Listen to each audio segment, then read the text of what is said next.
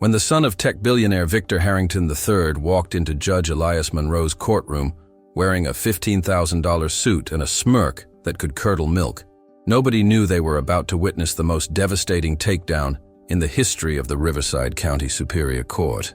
If you believe justice should be blind to privilege and power, hit that like button right now. The morning sunlight filtered through the tall Georgian windows of Courtroom 7, casting long shadows across the polished mahogany benches that had witnessed 60 years of human drama. The air itself seemed to hold its breath, heavy with the scent of old wood and leather-bound law books, as 23-year-old Marcus Harrington sauntered through the mahogany doors at exactly 9:47 a.m., 13 minutes late for his own arraignment. His Italian leather shoes clicked against the marble floor with a rhythm that suggested he was walking into a country club rather than a court of law. Judge Elias Monroe sat behind the elevated bench, his silver hair catching the light like a crown of authority earned through 4 decades of service to the law. His face was a roadmap of wisdom, lined with the weight of thousands of verdicts, thousands of lives touched by his gavel. His hands, weathered and steady, rested on the bench before him. He didn't look up when Marcus entered. He didn't need to.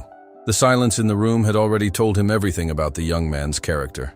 Marcus's attorney, Gerald Steinberg of Steinberg & Associates, one of those white-shoe law firms where partners billed at $2,100 an hour, rushed to keep pace with his client, his face flushed with barely concealed anxiety. Steinberg knew Judge Monroe's reputation. He'd warned Marcus 3 times that morning to show respect, to speak only when spoken to remove that insufferable expression from his face. Marcus had laughed each time, scrolling through his phone, barely listening. The bailiff, a broad-shouldered man named Raymond Foster who'd served in this courtroom for 16 years, stood straighter as Marcus passed. Raymond had seen them all, the desperate, the broken, the defiant, the remorseful. But there was something particularly grating about this one.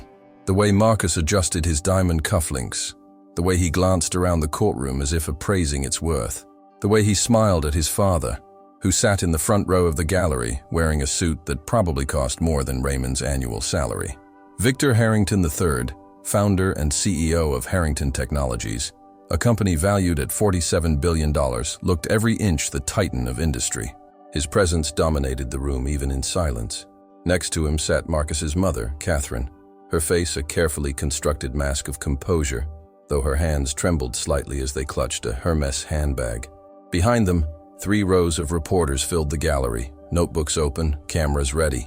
This case had made headlines for 2 weeks. Billionaire's son faces vehicular assault charges after street racing incident. But headlines didn't capture the full horror of what Marcus had done.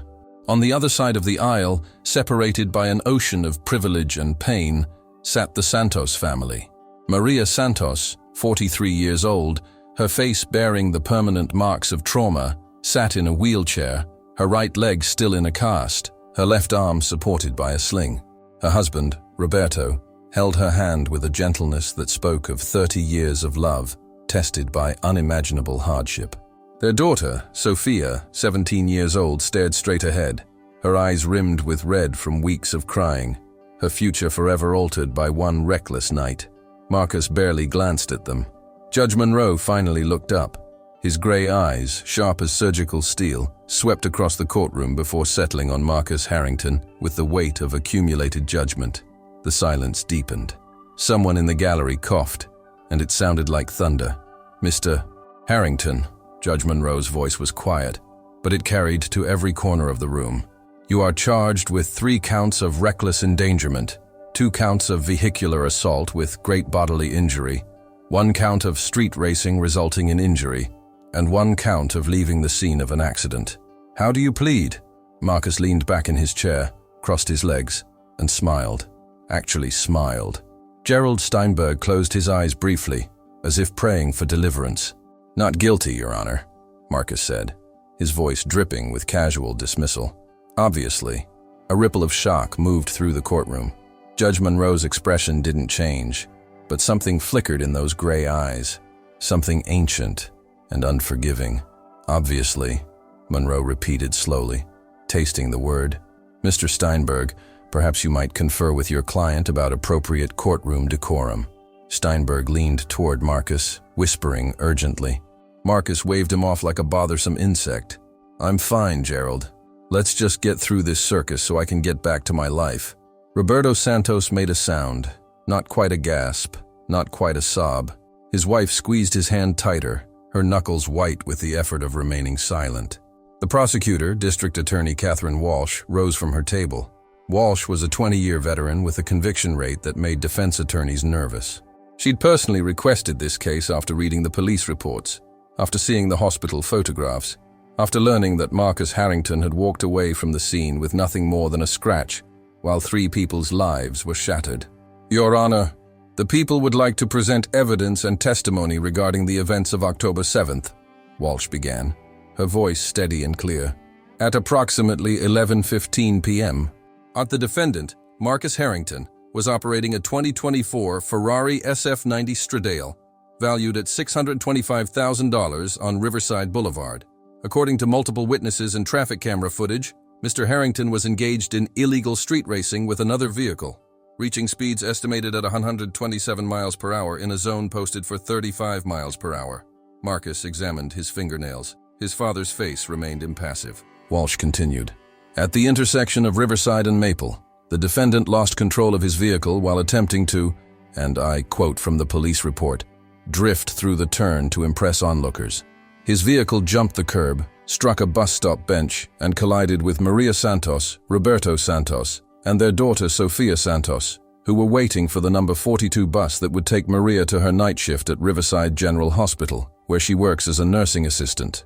The courtroom was so quiet you could hear the flutter of pages as Walsh opened her file folder.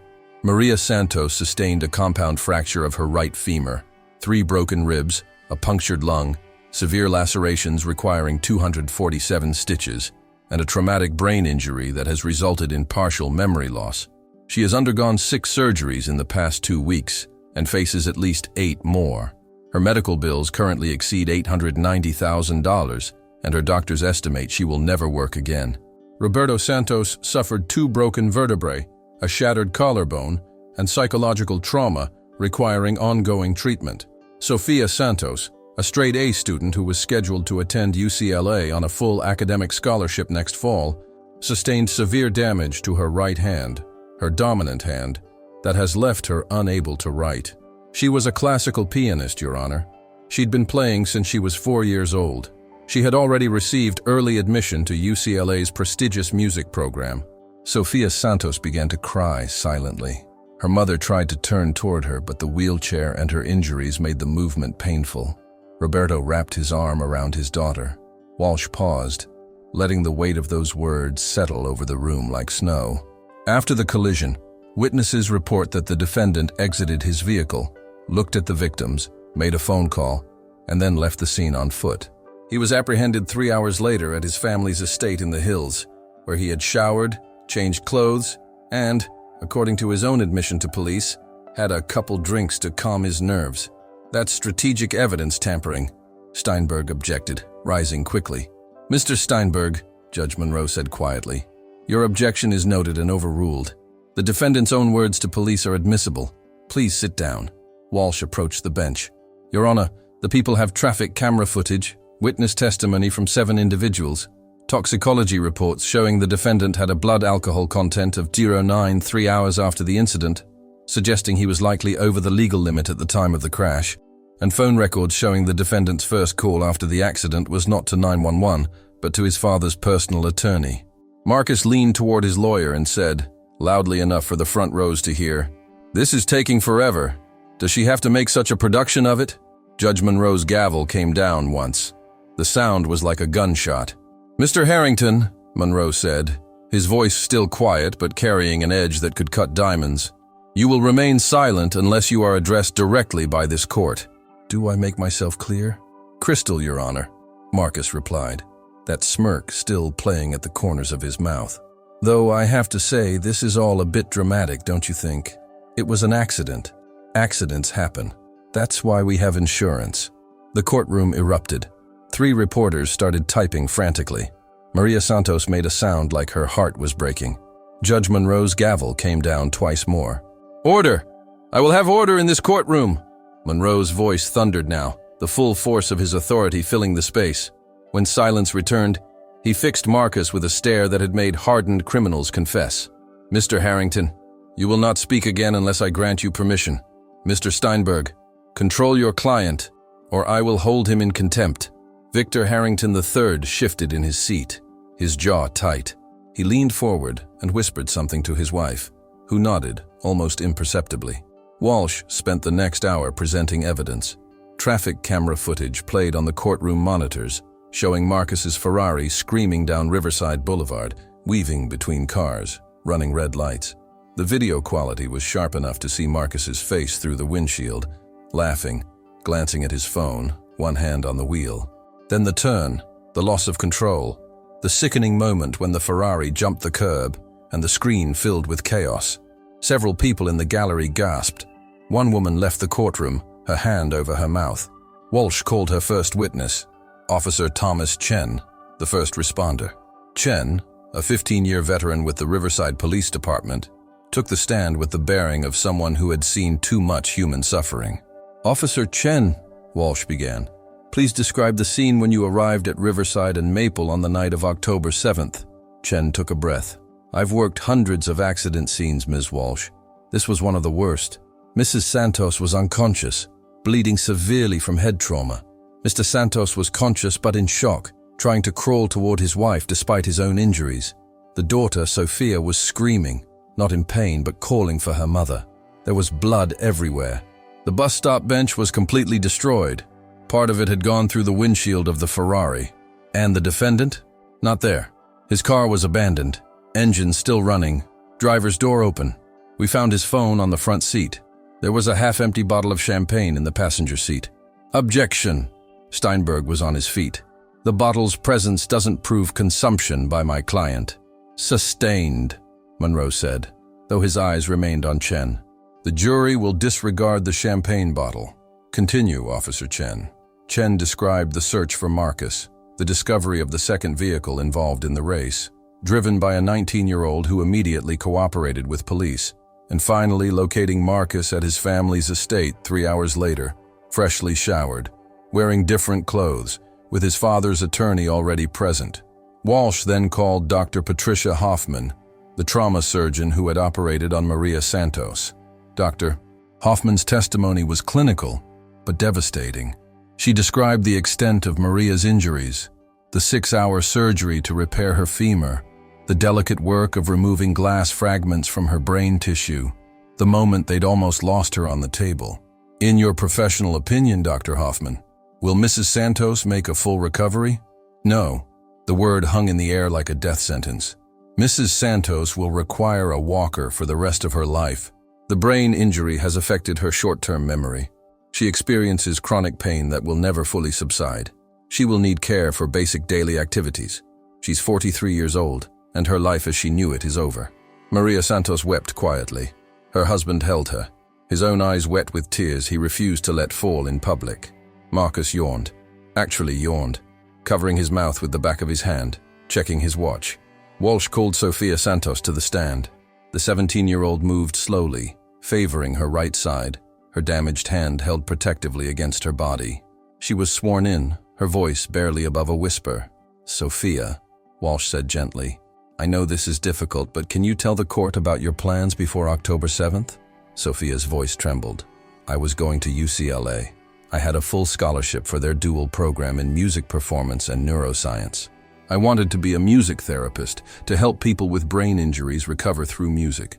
I'd been practicing piano 8 hours a day since I was accepted. I was going to play Rachmaninoff's Piano Concerto No. 3 at the scholarship showcase in December. And now?" Sophia held up her right hand. Even from the gallery, you could see the scars, the way her fingers bent at unnatural angles. "The surgeons did their best, but the damage was too severe. I can barely hold a pencil. I'll never play piano again. UCLA rescinded my music scholarship. I can still attend for neuroscience, but we can't afford it without the full ride. My mother can't work. My father had to leave his job to take care of her. We're losing our apartment. I'm going to community college instead, if we can afford that. Thank you, Sophia." No further questions. Steinberg approached for cross-examination, his face sympathetic. "Miss Santos, I'm truly sorry for what happened to you and your family. But isn't it true that you were wearing dark clothing that night? That the bus stop is poorly lit? Objection, Walsh was furious. Counselor is blaming the victims for standing at a bus stop. Withdrawn, Steinberg said quickly, returning to his seat. Even he couldn't stomach that line of questioning. Roberto Santos took the stand next. He was a proud man. You could see it in the way he held himself despite his injuries, despite the brace on his back, despite everything.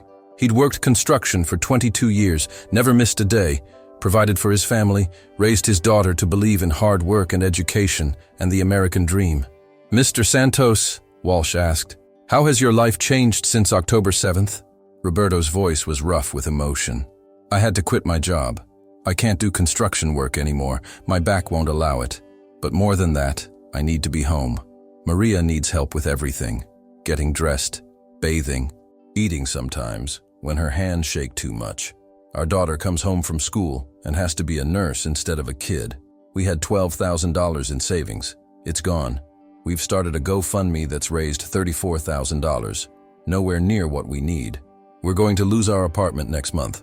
My wife worked for 15 years as a nursing assistant, taking care of other people, and now she can't even take care of herself. And that young man over there, Roberto pointed at Marcus, his hand shaking with fury. That young man left us bleeding in the street like we were trash he didn't want to deal with. The courtroom was absolutely silent. Walsh presented financial records showing the Santos family's medical debt, their employment records, letters from Maria's employer expressing regret that they couldn't hold her position, Sophia's rescinded scholarship letter from UCLA. She presented testimony from the other racer, who confirmed Marcus had been drinking before the race, that Marcus had bet $50,000 on who would reach the pier first, that Marcus had been filming himself on his phone while driving. Finally, Walsh presented Marcus's own social media, screenshots from his Instagram, posted 2 hours after the accident from his family's estate, a photo of him with a drink, caption reading, "Close call tonight. Thank God for good lawyers and better luck. Blessed life." The courtroom exploded. Judge Monroe's gavel came down repeatedly. Order, order. Marcus's face finally showed something other than smugness, a flicker of concern as he realized his own words were destroying him. But Victor Harrington III rose to his feet. Your Honor, I'd like to speak. Mr. Harrington, Monroe said sharply, you are not a party to these proceedings. Sit down. Your Honor, I'm offering to settle, right now. I'll pay for all of the Santos family's medical bills. I'll set up a trust fund for their daughter's education. I'll provide Mr. and Mrs. Santos with a comfortable living arrangement. $5 million total. This family will never want for anything again.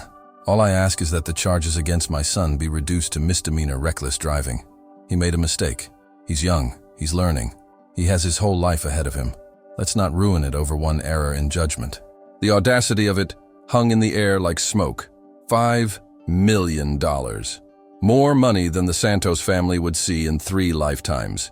Enough to solve every practical problem they faced. Judge Monroe looked at Victor Harrington with something approaching disgust. Mr. Harrington, you cannot buy your way out of criminal court. This is not a civil proceeding. Your son is charged with crimes against the people of this state. The Santos family's forgiveness, purchased or otherwise, does not absolve him of legal responsibility. Sit down. Your Honor, sit down. Victor Harrington sat, his face flushed with anger. Marcus looked at his father, then at the judge, and something snapped. Maybe it was the stress. Maybe it was the realization that Daddy's money couldn't fix this. Maybe it was just the entitled arrogance of someone who'd never faced real consequences for anything in his entire life. Marcus stood up. This is insane. You're seriously going to ruin my life over some people who were standing in the wrong place at the wrong time? Do you know who my family is? Do you know how many jobs we provide? How much we contribute to this city? My father has donated millions to this courthouse, to the police department, to the hospital where that woman, he gestured dismissively toward Maria Santos, where she's being treated for free. Probably.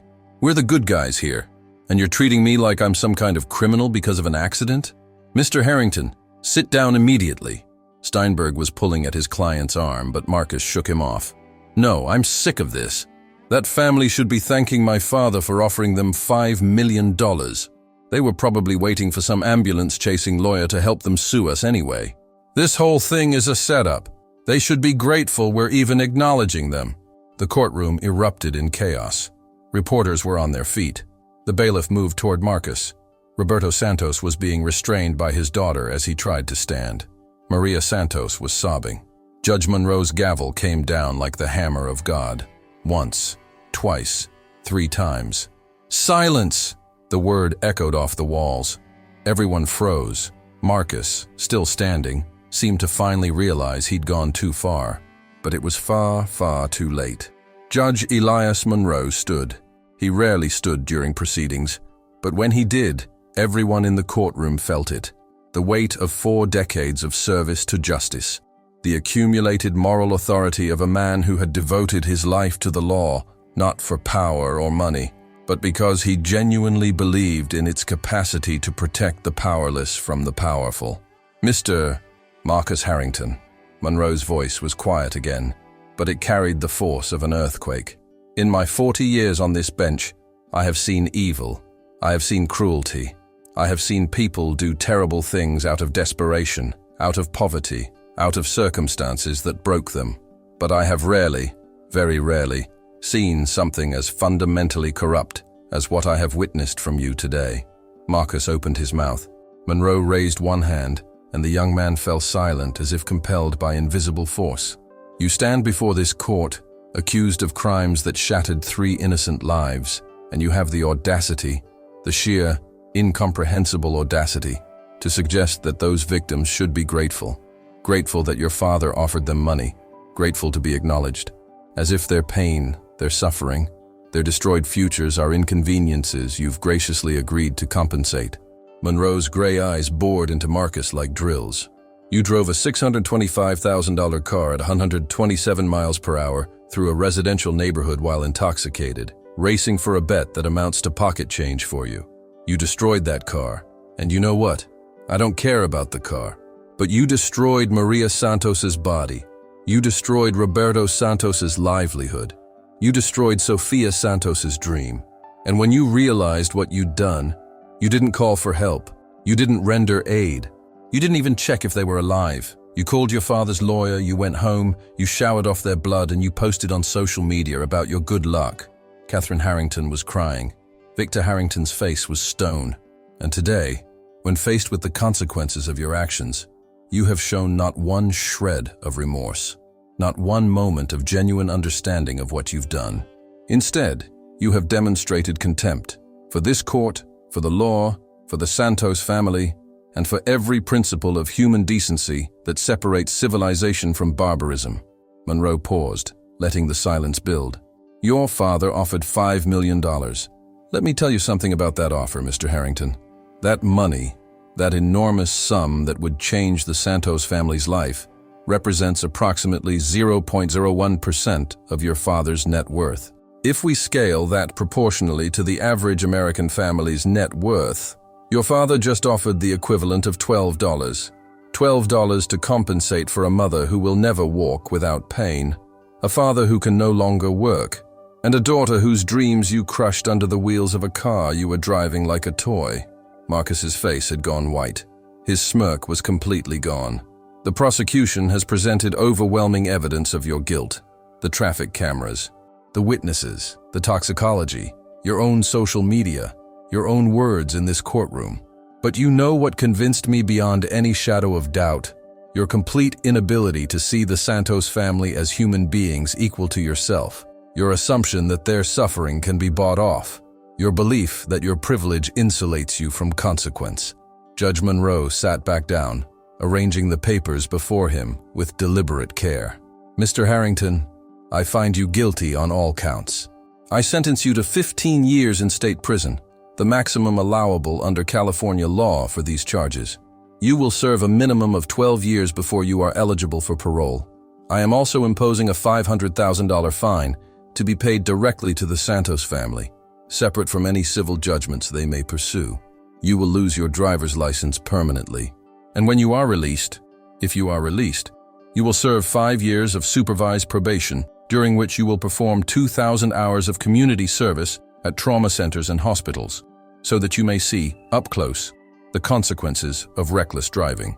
Steinberg was on his feet. Your Honor, that sentence is excessive. We will appeal immediately. Appeal away, Mr. Steinberg. My sentence is within legal guidelines and supported by the evidence. Mr. Harrington's own words in this courtroom this morning demonstrate a complete lack of rehabilitation potential, which justifies the maximum sentence. Monroe looked directly at Marcus, who stood trembling, all color drained from his face. Mr. Harrington, you told me this courtroom is a circus. You're wrong. This courtroom is the place where society draws a line and says, no further. It is the place where we affirm that no amount of money, no family name, no privilege can place you above the law. It is the place where we say that a nursing assistant and her family have exactly the same value, exactly the same dignity, exactly the same rights as a billionaire's son. Monroe's voice dropped to barely above a whisper, but every word carried to the back of the courtroom. You took Maria Santos's ability to walk without pain. You took Roberto Santos's livelihood. You took Sofia Santos's dream of playing music. And then you left them bleeding in the street like they were nothing. This court cannot give them back what you took, but it can give them justice. And today, Mr. Harrington, justice is served. The gavel came down one final time.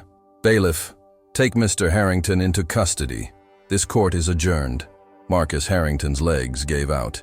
He collapsed back into his chair, his face a mask of shock and disbelief. Victor Harrington lunged forward, but two bailiffs blocked his path. Catherine Harrington sobbed openly, her perfect composure shattered. The bailiffs approached Marcus, who seemed unable to process what was happening.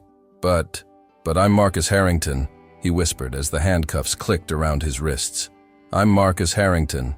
Not in here, son, Bailiff Foster said, not unkindly. In here? You're just another man who broke the law. Let's go. As they led Marcus from the courtroom, his $15,000 suit creased, his hair disheveled, his expensive watch catching the light one last time, he passed the Santos family. Maria looked at him from her wheelchair, and for just a moment their eyes met. She didn't say anything. She didn't have to. The look said everything. I'm still here. We're still here. You tried to erase us, and we're still here. Marcus looked away first. The courtroom slowly emptied. Reporters rushed out to file their stories. Victor and Catherine Harrington left through a side exit surrounded by attorneys. The Santos family remained seated, Roberto with his arms around both his wife and daughter, the three of them crying, not tears of joy, because there was no joy in any of this, but tears of relief that someone had seen them, that someone had affirmed their worth, that someone had said their pain mattered. Judge Elias Monroe remained at the bench, reviewing his notes, ensuring every detail of the sentencing was properly recorded. He delivered dozens more verdicts this year. Some would send people to prison, others would set them free. But he would remember this one. He always remembered the ones where the mask slipped, where someone's true character revealed itself in a moment of arrogant certainty that they were untouchable. As the courtroom lights dimmed and the staff prepared to close for the day, a single truth remained, carved into the very foundation of that room. The law, when properly administered, is the great equalizer. It sees neither wealth nor poverty, neither power nor weakness. It sees only evidence, truth, and the fundamental principle that every person, nursing assistant or billionaire's son, stands equal before its gaze. Marcus Harrington learned that truth too late, but he learned it absolutely. Justice, after all, isn't just blind. Justice, when necessary, has perfect vision. If you believe that wealth should never be a shield against justice, that privilege should never excuse cruelty, and that every person deserves equal dignity before the law, show your support by hitting that like button and subscribing to this channel. Drop a comment saying justice for all, or tell us where you're watching from. Let's build a community that believes in real accountability. Share this story with someone who needs to be reminded that no one, absolutely no one, is above the law. See you in the next case.